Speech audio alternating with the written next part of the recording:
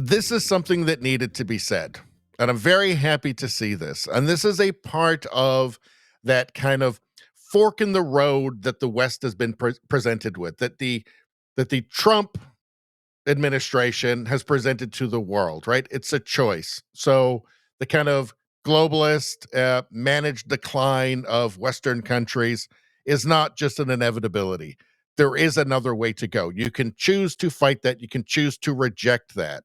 Which way do you want to go? Do you want to go down that path of ruin and decay, or do you want to reassert yourself and say, no, we don't hate ourselves? In fact, Western civilization is by far the pinnacle of human achievement, of human well-being, of equality, of decency, of everything.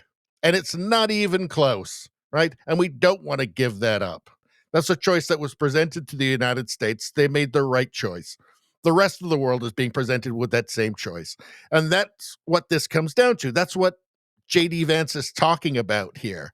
He's saying Europe is at risk of civilizational suicide. This needs to be said.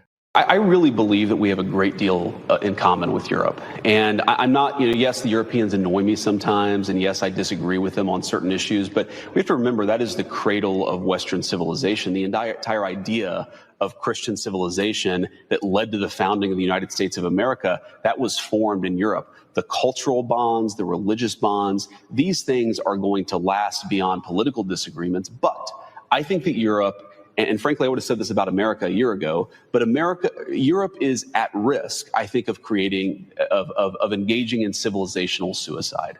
They are unable to, or unwilling, too many countries to control their borders. You see them starting to push back against that, and good, that's a good thing.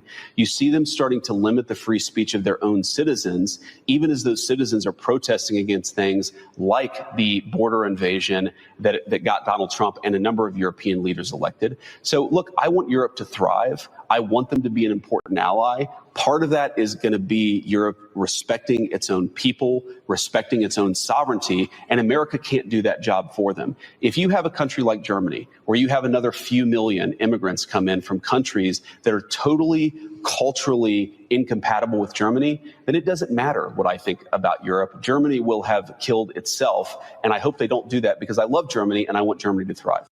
This is it. This is the choice that's being presented to the West. Which way do you want to go, right? Do you want to go down the route of civilizational suicide, or do you want to reaffirm yourself, right? Do you want to have confidence in your traditions, in the values of Western civilization, right? You don't have to think that everything about your culture is awful because historically illiterate people tell you so, right? You could just take a look around the world, read a couple of history books, right? Just take a look around what's happening around the rest of the world, the kind of freedoms people have or the kind of freedoms people don't have. You can take a look at the poverty around the world, right? And you can say, hey, you know what? We're onto something good here. We've been onto something good here. The shoulders of all these people that we're standing on, maybe we shouldn't betray them. I'm worried about where things are going to be. I'm worried about where my kids are going to be in 40 years, what life's going to be like for them when I'm dead or close to dead or something. Although I do plan to have my brain put into a robot body, a sexy robot body. So I don't know. Hopefully we'll get there. Anyway, that's all I'm going to say about that. Please like, share, and subscribe. Subscribing really helps me out. I thank you for that. I will see you next time.